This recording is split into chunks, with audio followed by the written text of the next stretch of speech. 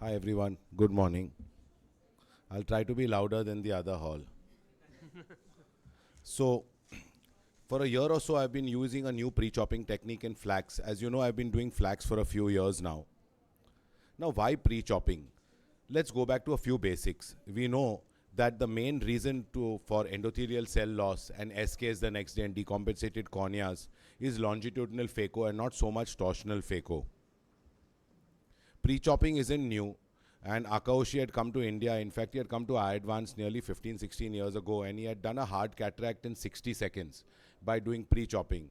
So the thing is that why aren't we all doing pre-chopping? We all learn phaco chop, but we never want to learn how to do a pre-chop unless we are SICS surgeons. We know that flax causes less endothelial decompensation than phaco. There are multiple studies to show this. This is not really a point of debate anymore. When any new technology comes, everyone says very bad, and in 5, 7 years, everyone buys it.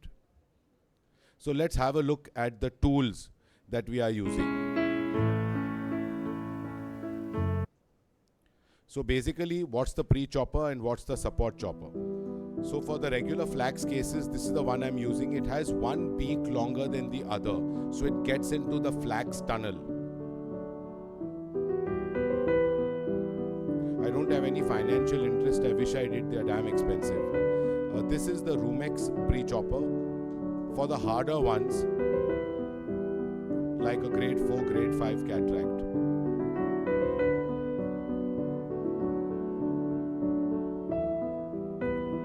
And finally, I use something called a ball tip dialer, which is available everywhere. Because this is atraumatic and will never hurt the rhexis margin. And finally, I use a sharp chopper. So the technique is do the flax, rhexis and octants to either levitate on a visco cushion. For soft nuclei, use a ball and get it up. For the hard nuclei, use a sharp chopper. Let's see a video rather than giving all this long talk.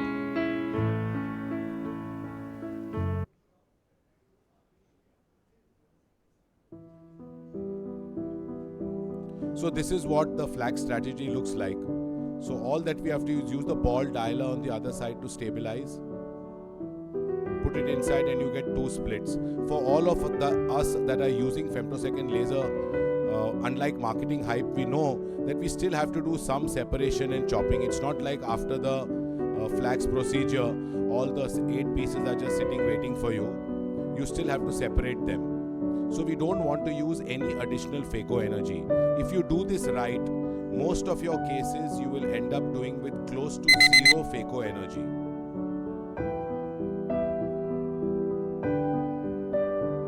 So the different grades of nucleus. You can see the gas bubble coming forwards. When it's a very hard one, you can visco levitate it and then chop them. You just turn the nucleus around and repeat it. This is another grade 4, grade 5 cataract. You can see the gas bubbles coming forwards. So you have a through and through separation. The new robotic laser systems coming will let us do this in a better manner with close to 0 phaco energy. So that's where we are headed today. Thank you. And these are the results where the corneas are definitely clearer. And for Fuchs and compromised corneas, we must do it. This instrument you can use only in flax.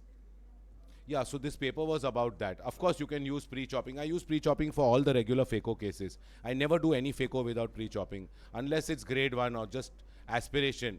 Our nice Mumbai cataracts that we have now, we can just aspirate most of them like that only without doing anything. But actually, when there's actually any grade of cataract, I always pre-chop. I never do any cataract surgery without pre-chopping. Okay. Okay, Dr. Cyrus, I have a question. Since in femtorexis, we call it a femtorexis, but it's basically a TOMI. Yeah. So once we are dividing with a pre-chopper, is it creating any stress on the TOMI margin? Not at all. In fact, you'll create much more stress doing it with a regular chopper. Here we are just doing a controlled separation. Just enough the gas bubble comes up. That's it. Then we are done.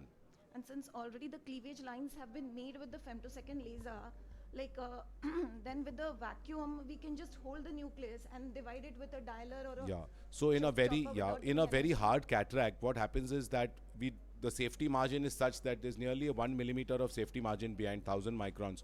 So what happens is that the cleavage plane doesn't go all the way through, and in leathery hard cataracts it won't split. You'll end up doing phaco again. So the idea is to avoid doing phaco and to use just separation and aspiration. Can we call this as a fragment separator rather than pre-chopper? Because you are basically, Yeah. it's already chopped. The It's nucleus is somewhat- already it's chopped, somewhat and you're chopped. just separating Yeah. the fragments. Absolutely. So it should be Yes. a separator rather than a chopper. Splitter. Yeah. Thank you. Nice. Thank you. Dr. Cyrus, if Haji. we do mechanically pre-chop, what is the difference between that and in the flax pre-chopping system? So flax has the advantage of giving you incision and a rhexis, etc. If you're going to do mechanical phaco, of course, I do pre-chop. But here I always pre-chop with hard cases of flax. With the soft cases, again, it makes no difference. Once it's pre-chopped, you just go in with IA and you're done. But with the hard cases, we still do use a pre-chopper. In the soft case, it will not matter. It makes no Between difference. this technique and the manual Yes. pre-chopping technique. Absolutely.